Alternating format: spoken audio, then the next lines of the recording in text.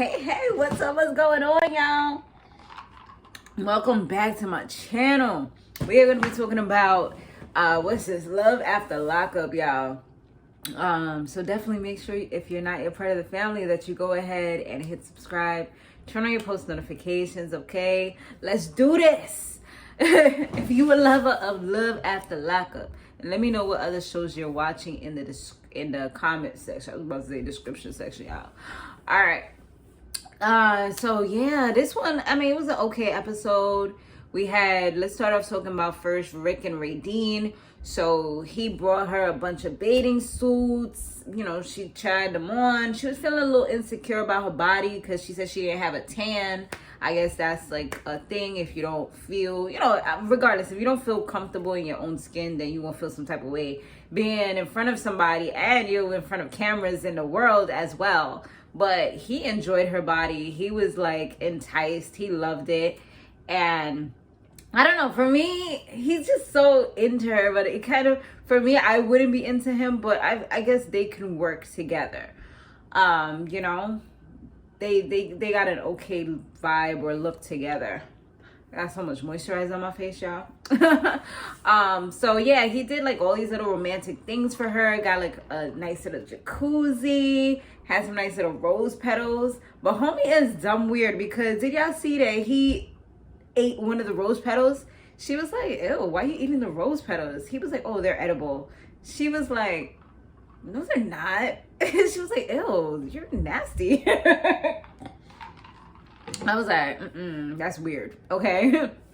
I could never, because first of all, I don't even like this. I'm not that girl who wants roses ever. Like, my husband, he is so lucky, because I never expect roses, because I literally hate them. Like, I love how they look. I love I can look at them from a distance. Like, I would actually prefer fake artificial flowers, just because they give that same, especially if they're realistic looking. Like, I would prefer realistic looking fake flowers instead of real flowers, because I just hate the smell. I don't want to touch them unless I have gloves on, because they just make me sneeze, and I just don't like it. I will never smell one. That's just not my thing. So yeah, I'm one of those. So that's not my love language, y'all. But she said the whole time that she was with him, even though he was doing all these nice things for her, she was just thinking about Kay. Like, she misses Kay so much. So now we find out that there's a little plot twist between the two of these two, is that she's actually married to Kay, because she called in to the jail or whatever, trying to speak to her, and she was like, oh, I'm looking to speak with my wife, and she said Kay, and it's like, the producer's like, why did you refer to her as your wife? Is that, how some people be like, my husband, even though you're not legally married, you might as well be, because you've been together for so long or whatever. I guess that's what they was trying to figure out. Like, you said your wife, what was that all about? She's like, oh, she hasn't mentioned it. She doesn't know if she's going to say anything. And yeah, so now we know Kay is really not going anywhere, because it's official. Like, it's serious. So, man, I wonder if her family even knows, because this is like a real big plot twist and a real big secret if they were holding on to this. I feel sorry for Rick. I feel like he might just need to move on. I mean, for now, it just kind of seems like he's a placeholder, like he's her sugar daddy and placeholder. Like, he's doing all these nice things for her, but he'll never fully have her heart, because legally in America, you cannot be married to two people. You can entertain more than one person. You can have a little trouble that with a spiritual ceremony. I've seen that on those monogamous things. But as far as legally being married to two people, he's never going to be her husband. So, I don't know. Now let's talk about Martell and Kayla. So after 2 months, he's finally coming home. The last time they were together, they had that little fight or whatever. So yeah, that was about the whole stove thing, which I feel like they both they're both pretty hot-headed people, it seems. I don't know if this relationship will really work, because he seems like he's gonna always say things that are gonna tick her off, offend her, and then she is not the type to just kind of sit there and be quiet. She's gonna say something, so it's always gonna be this like butting heads. So I really don't see this couple actually moving forward into like a flourishing relationship. Like they can keep on trying, but I don't know. So she was running I don't know how many hours late, but she was running behind schedule because she said she overslept. And he was already upset. He was livid when she came. You know, I guess it's cold outside. He's like, yo, I've been standing here for you know how long I've been standing here. He didn't have a crack of a smile. She tried to lighten up the mood, make little jokes. She's like, you know, I was driving fast. I made sure I got here, but he was already in that vibe where he was upset. He's like, you know what? Like, I just want to go to strip clubs and I want to get a bottle. You know, like that's where his focus is on. He just want to see. He want to see some butt. He want to see some cooch, and he want to have a good time. It's like, dude, you got a whole female right here. You're not even trying to like have a good time with her, you know, and then possibly, you know, another date do something else. Nah, it's just like that's all his focus is on. So it's like I feel like he more so has the focus of a single man. Like he's not really trying to spend time with her. She's like she wants to get breakfast. I mean, at this moment, he's talking about he want to go to the barber. He want to go get his hair cut. He's like, you got to stay in the car. Or like, he was kind of being a little bossy. Like, yeah, I understand you want to get a cut. It don't take that long to get a cut. And I also felt like he was being petty, too, because he was mad that she came late. You know, she already had and that's another thing, too. I feel like they didn't have good communication because he should have known that. I mean, unless she's trying to surprise him, he should have known that, okay, once I pick you up, we're going to go get something to eat. That would have been the plan. But he seemed like he's the type, he want to be fresh all the time. Like, he wants to look good. He seems like he's a little OCD. Because remember in the last episode, he said even his little cell was, like, perfectly done. Like, he's big on cleanliness, on looking good. So he's probably one of those types of people, like everything gotta be a perfection. Like he's probably a Virgo or something. Like it gotta be on point, you know what I'm saying?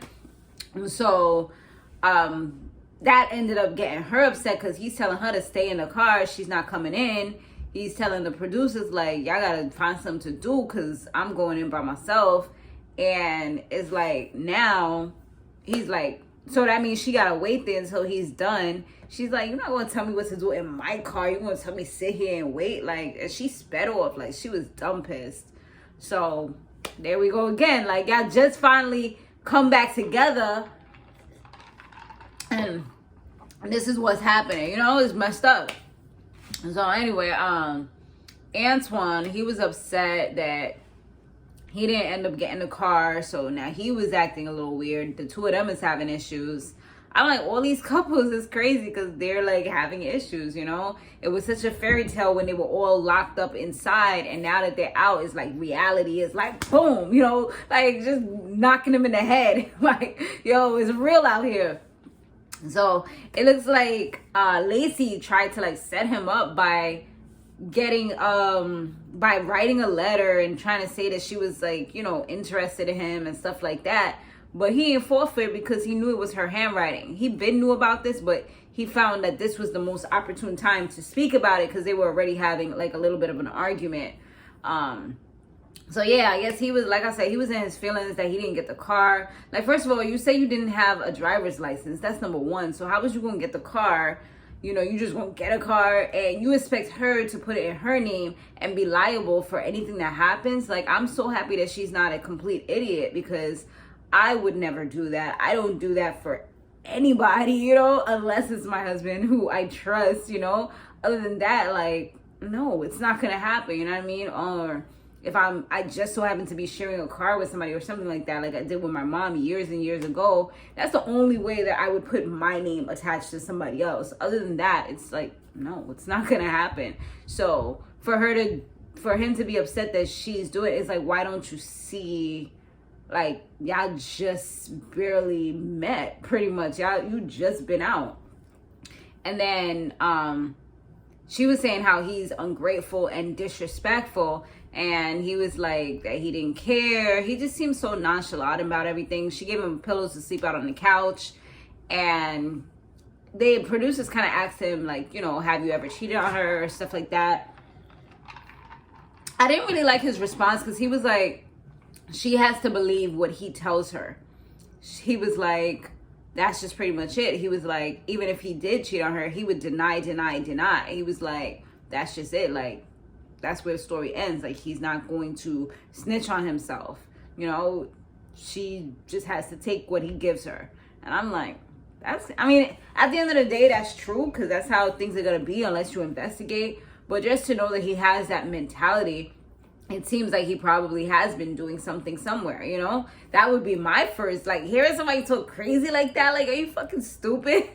I would definitely, you know, start having my antennas up, like, yo, you just, like, talking like that, you just pretty much a cheater, you know? I don't want to hear nothing like that, you know? I guess, I mean, but at the end of the day, it's his truth, you know? But it just sounds real fishy.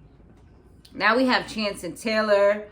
Chance, he had went to go see one of his homeboys, which it just so happens that his ex and this dude's ex were best friends. That's how they got this nice little friendship that they have going on. Chance reveals that he's about to buy Taylor a ring. He bought her a nice little ring. I think he bought 2 rings. I'm not really sure. I think he bought her a ring, and then he got one that has like 3 stones for the girls or something like that, he said. To kind of represent her daughters, which he said he has fallen for. You know, they have a special place in his heart, and everything just feels right. His friend was trying to deter him a little bit by just kind of maybe like questioning him a little bit and saying things, you know, like, just don't rush into things, and, you know, it's only been a year, so just make sure you're not just doing this as, like, you know, kind of like an impulsive type of thing, like, you know, and she doesn't know anything about this.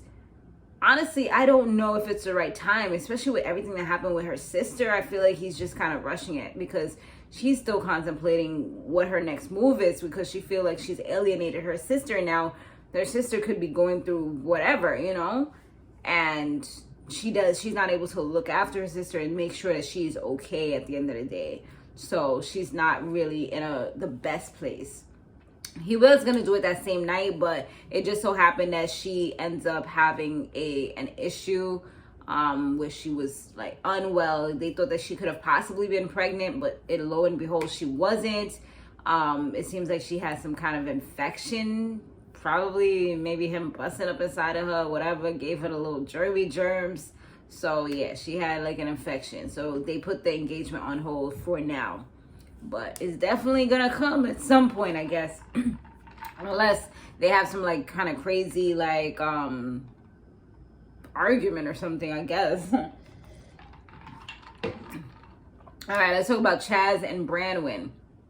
So Chaz finally gets to meet the person that Branwen is going to be staying with, which is her best friend's baby daddy, I believe they said.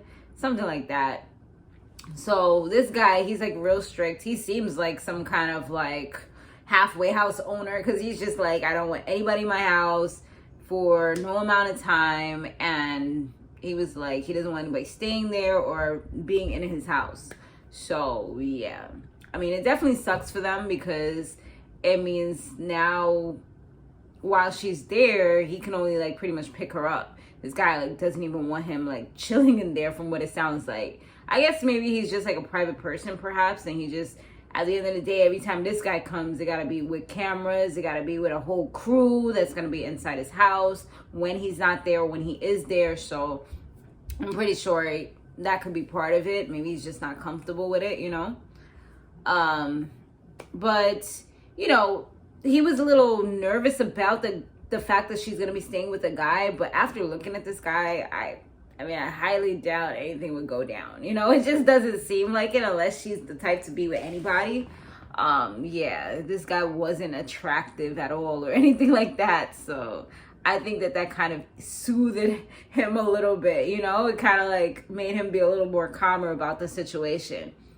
But it's definitely sucks for Chaz, because he had to go home to like an empty hotel room. He had everything all set up, just married, had the little rose petals, you know, and he had the signs up there. He had the pleasure pack. He had like lingerie for her to get sexy. Like, he had it all set up so sweet, and it's like, for him, it's just, it doesn't really fully feel real. for Branwen, she's still talking to her ex. They're having like, you know, nightcap talks. I mean, it wasn't like super sexy or anything, but she told him that it was kind of weird that he showed up for her when her fiance at the time was there. And I don't know, it sounds like he's trying to sweet talk his way back into her life. She said that with everything that's so hectic going on, it felt good to have like somebody who's familiar to talk to, who really actually knows her. But I feel like that's how it starts, you know? Like, I feel like homeboy should literally be cut off from her life. Like, because of the way that things ended, because he was pretty much to blame for the reason that she last ended up in jail, I just feel like he's not a good person for her to be around, especially while she's still in this vulnerable state, you know? And especially, I do think that for me, I wouldn't want my man talking to his ex, you know? Like, nah, like, what are you talking about? I don't give a shit about no best friend, nothing. Like, I don't play that. You know, some people are okay with that. I just don't, you know? Unless it's something where that's the mother of your child, like, of course you have to speak to them, especially up until the kid turns to a certain age. But other than that, it's like, you know, but yeah, that part, I don't know how that's gonna go. I feel like it could be a recipe for disaster, especially if this guy's in the background. If Chaz messes up, then it's like she can always call him and complain to him, and that's how he would be like, you know, do you even, he even says something like, oh, do you even love this guy or whatever? Like, why is that your business, you know? And these are the kind of things where it leads to something else, because he's just waiting patiently for a homeboy to mess up so he can swoon in and be like, I'll rescue you, you know? I know how it works. I've been there, you know what I'm saying? I'm on the flip side, you know what I'm saying? Like, I know how it works. So now Harry and Indy, they were the next couple that we're going to talk about. Harry, he smokes and he drinks. And honestly, I feel like he's saying all these things on camera, which is a violation of his probation. So I feel like he's going to land himself in jail, you know, at some point, because I feel like, I don't know if things have changed, but I would assume that those are violations of his parole or probation, whatever it's called. And at the end of the day, you're saying these things on camera, so that is solid proof that you're doing the wrong thing. So Indy, she's staying with his sister Lydia. In the meanwhile, he's been staying, I guess, with his other sister. And of course, you know, India takes the moment to go ahead and speak to her spiritual advisor. And her spiritual advisor told her that she does need to trust her intuition, because she is right about certain things. And it's crazy because on the flip side, India was telling, you know, the commentary that she feels like Harry's been cheating on her before she got to Ohio, and he's also been doing it for the duration of the time that they've been together. She's actually right about all these things. Like, she's literally on point. I don't know why she didn't ask the spiritual advisor about that, because she probably would have told her you were right.